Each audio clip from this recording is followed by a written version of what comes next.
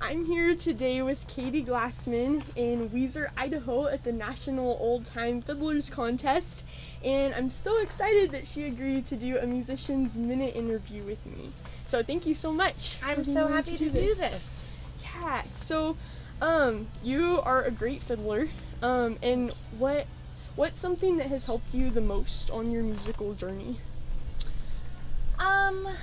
That's difficult because it's been a long journey, but I feel like a couple of things. Having friends who play, having friends that I can play with and who kind of hold me accountable and keep me inspired has been huge. Weiser, the National Old Time Fiddle Contest, has been huge. It's like a mile marker every year for me that I know I get to see my friends, I know I get to play good music, I know I get to hear good music, and it's my favorite event of the year. But then the third thing that's been really, really special to me is actually the people who I've had the opportunity to hear.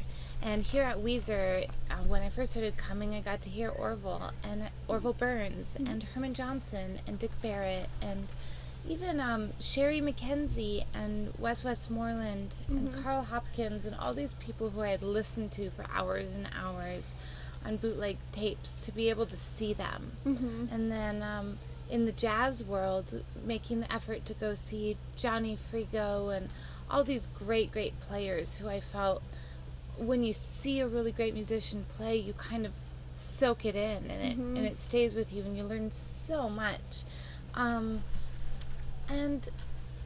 the last thing is having a mentor. Having mentors throughout my life has been really huge, to have people who help me kind of stay on the track that I want to be on and help me develop my strengths and maybe get rid of some of my weaknesses, and just people who I really admire to help me along. That's been huge, and all of those things put together have helped me stay inspired and to keep the love for it. Yeah. Because I think throughout a musician's career, it can be challenging sometimes to keep the love for it and to stay inspired, and I think having all of those ingredients to just keep it in the right place in my mind has been really important. Yeah.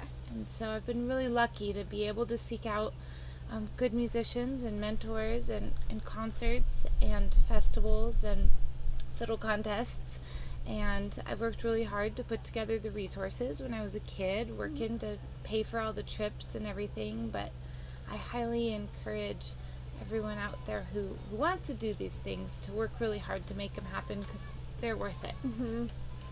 And you went all the way to France at one point, right? Seeking good musicians. I did. When I was in college, a friend of mine gave me a CD that he had burned, and it was this jazz violinist named Didier Lockwood, who was Stefan Grappelli's protege. And Stefan Grappelli and Django Reinhardt were famous French jazz musicians, the Quintet of the Hot Club of France. And so I popped in this CD, and I just started, tears rolled down my face, and I thought, that is how I want to sound. And then I forgot about it for a while, and then I knew it was a French jazz violinist, but I didn't know his name at the time.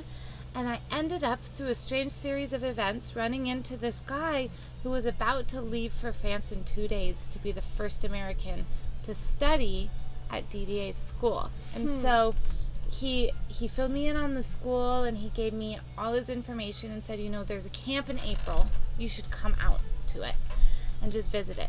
I didn't know this person at all. His name is Ben Lively. In April, I went out, flew out to a perfect stranger's apartment in Paris, France, and went to this week-long camp where they only spoke French. And it was amazing, and I decided I wanted to move there and go to the school. And so I graduated college, and through a weird series of events, I didn't have the money to really go study in Europe for a couple of years. And some things just lined up, and the money came together, and I moved there for a year. And it all happened within like a 3-week time frame, and so I didn't have time to learn French in that time frame. I never thought this was going to happen, and I was about to go out there, and my dad said, "So what are you going to do when you get there?" And I was like, I'm not sure. I need to find a place to live, and I need to learn French. And it all came together, and it was an incredible life experience. So you play with the Western Flyers currently, and you guys are just one of my favorite bands. Thank play you. So much great Western swing and Western music. So the stuff that you've learned in the jazz world, has that been able to be applied to your Western swing and the stuff that you do with the Flyers? Absolutely. Yeah. I mean, the stuff I learned I went to college for jazz also, and I didn't know anything about it at the time, so it was really like starting from scratch. But all of the theory and timing and feel and listening and transcribing that I did in college, it was just like been the biggest backbone for me of all the music that I play. And in Western swing, the bowing style is a little bit different, and the language and the repertoire is obviously different. But to take breaks and just to be a good musician, I think it's so important to learn about how the chords work and how the notes work with the chords, and stylistically how to really fit in and not just play the notes. So absolutely, I use that knowledge all the time. What gave you the desire to really start wanting to play Western swing music and the kind of music that you play now? It's just the music I've always wanted to play. It's the weirdest thing. I don't know why, but I grew up listening to a lot of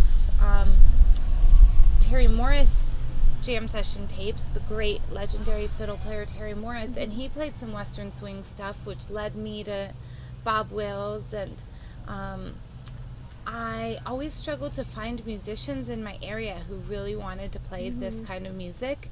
So it's been an absolute dream to play with Joey and Gavin on bass, because it's just it's what I've always wanted to do. It's a dream come true. That's so cool. So, well, you mentioned some of your heroes earlier, some of the people that played here at Weezer. Are there any other people, like some of your mentors, or who were some more of your heroes that you really looked up to as you were on your musical journey? That's really a good question. I mean, so many of the people that I've always looked up to, I never met because they weren't alive during my lifetime. But if I just focus, so I mean, those would be like bigger people like Ella Fitzgerald and Stephen Grappelli and Joe Venuti and Steph Smith and Bob Wills, Johnny Gimbel. I could go on and on about the people who I admire.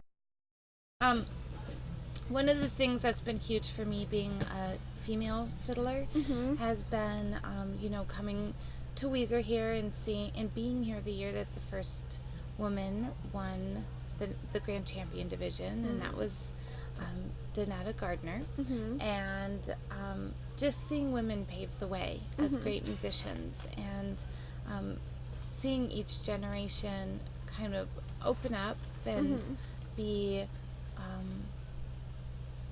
seeing the female musicians also progress and become as good as they possibly can and have the opportunities and the desire to pave the way. That's been a really huge thing to watch, and I feel really lucky to be a part of that in my own life. Yeah, well, thank you so much, Katie, for doing this interview with us, and you're such an inspiration to us all, and thanks so much for taking the time to do this. Thank you, Lee.